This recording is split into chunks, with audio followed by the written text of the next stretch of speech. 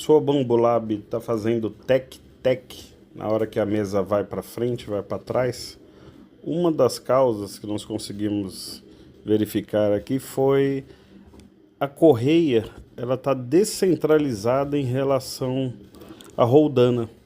Então, conforme ela vai para frente, vai para trás, ela joga para o lado e acaba pegando na lateral da roldana e acaba gerando um tec-tec na roldana.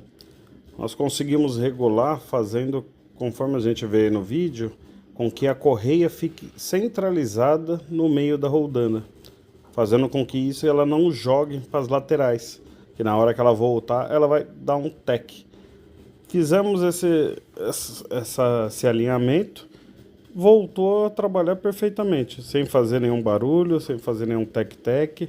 Pelo menos da nossa Bambolab A1, foi esse o procedimento adotado para resolver esse tec-tec. É um tec-tec chato que incomodava bastante. A gente ficava com medo da máquina estar quebrando e era só uma regulagem. Aí nós vemos a parte já de fazer totalmente a calibração, as configurações dela.